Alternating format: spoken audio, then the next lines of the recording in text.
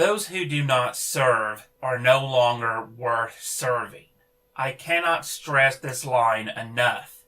The entire fact that the Article 13 bill already went through, and now all it needs to be done is to have it ratified to make it permanent, I'm just sitting here like, how in the world are you idiots not able to figure out that your country hates you? The entire demographic that currently lives there, the tax-paying citizenry, your rulers hate you, they despise you, and they want you dead. They want you dead so they can replace you with other people that will vote the way they want.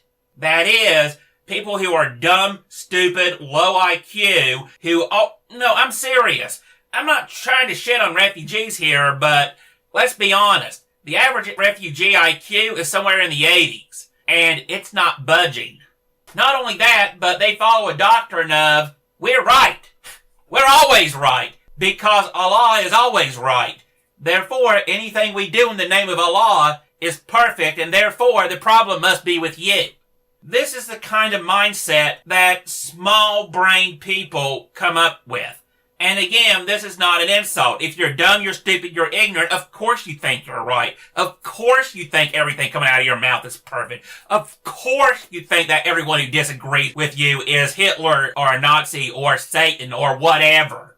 I mean, take a look at people who actually know what they're talking about. People who know what they're talking about, they're not really all that rooted in their beliefs. They do believe in what they're saying, of course, but they're not going to say, well, mine's the end-all be-all, and mine's the most perfect thing you're going to get, and that's not going to happen. And if it does, something's wrong with that person.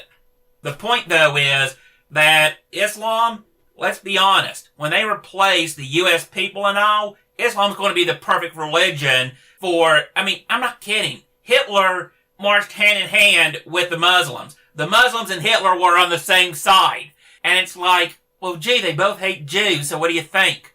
But not only that there, but if you think about it, Christianity with its, let's go and treat everyone the same no matter what they are, that doesn't exist in Islam. In Islam, if you're not a Muslim, you're inferior. And the thing of it is, it's kind of like, well, gee, I can imagine Hitler just loving Islam. Because it's like, oh yeah, sure, I'm a Muslim, yeah, sure, just like Hitler was also a Christian. But like I said, these people, they're dumb, they're stupid, and they go and vote the way the left wants, so of course, let's go and screw over the original population and replace it with someone else. I mean, why in the world do you think that these refugees can actually rape children, and then if anyone says anything about it, that person is the one who gets arrested? Once again, your country hates you. They despise you, and they want you dead. The fact that they don't want you to be able to go and say anything that questions them, 1984 style, this should actually tell you something right now. And yeah, I know, I'm such a bigoted, hateful person, yeah, whatever. Yeah, right, now tell me what you think about Christianity and pedophile priests. Oh, you go and completely hate and despise them, but oh no, if anyone says you're Christian phobic, you'd laugh at them. There is no way to sugarcoat this. The legal, law-abiding citizens of the EU are being marched to slaughter. And it's like, oh, let's find a peaceful way.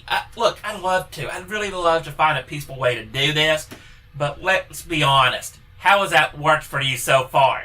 How has being peaceful worked for you? How has being peaceful actually made things any better? How has being peaceful actually done you one damn bit of good? Because apparently being peaceful and trying to get along doesn't work when there's someone like, hey, we're the best people in the world and everyone who disagrees with us should die. These are the people we are talking about. The people that are replacing you are infinitely worse than the people that they're replacing. You want to go and play nice with cheats, liars, and cutthroats. That's not going to work in your favor. I don't care who you are. And this isn't hatred of an ideology. Look, I understand what Islam is.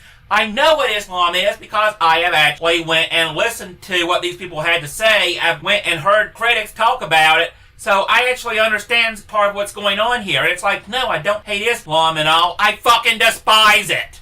I understand what it is. All that Islam is basically an old-time version of L. Ron Hubbard. And if Allah does indeed exist, that doesn't mean that you should be listening to Muhammad. Because apparently, at the very end of it, the way that Muhammad ended up dying at the end, well, it's like he was actually fed a poisoned lamb, and the woman who did it says, well, if you're a prophet, you got nothing to worry about, but if you're a king, you're going to die. And Muhammad died. And let's not forget the satanic verses where Muhammad actually went on and delivered a verse that did not come from Allah. A penalty that should have had him marked as a false prophet and should have been killed on the spot via having his left aorta cut. And of course, keep in mind, Muhammad, basically writing down what Allah says. Well, okay now, if Allah's word is perfect and unchangeable and can't be destroyed, can't be altered, and all this other stuff, how is it that Muhammad's wives were able to go and lead a sheep to go and ink some of the documents that Muhammad went and had left behind right after he died? And these documents had to do with stuff like, hey, if you're actually with your brother's wife and you don't want to go and worry about sleeping with her, all you got to do is breastfeed from her 10 times. That way, it'll be more like she's your mother and you don't want to go and sleep with her. Common sense, of course, will tell you why this doesn't work, and then later he changed it to 5, and then later on his wives had a sheep go and eat the actual documents, and I'm just kind of like, well, these are the words of Allah, then how can forget a woman who under Islam is only half as intelligent as a man, but how can a common animal destroy that which is Allah's?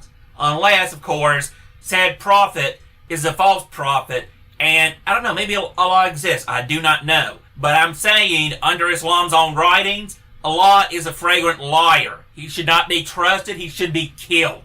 And that's not me saying that, that's his own writings saying that. But once again, if you got this violent religion that says, yeah, kill everyone who disagrees, and oh yeah, the people who are different than you, for example, if you're a Christian, you're lower than a slave. You should be humiliated and debased constantly. You should be made to suffer because your beliefs are not the same thing as what Islam would want you to believe. And once again, these are the people that are going to replace you. This entire Article 13 thing is just one more nail in the coffin.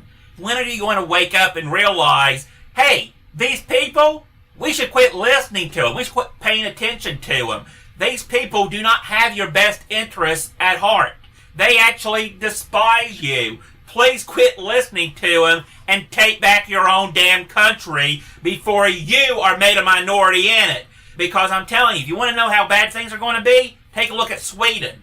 8% of the population is all that the Muslims are there, but already they got Sharia law going on, and not only that there, but it's kind of like, well, okay, if you're a woman, well, tough titty, because, yeah, you got your rights all right, but let's see you go and enforce any of that stuff, because that's not going to happen. The police show up, they're going to get attacked, and their car's going to be set on fire. How do I know this? Because it's already happened.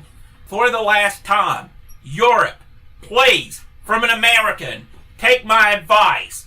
Quit trying to be the good guy. Quit trying to worry about taking the higher ground. Quit trying to go and be like, oh, it'll get better if we just go and play nice. It isn't. You're being led to slaughter. Now is the time to worry. Now is the time to panic.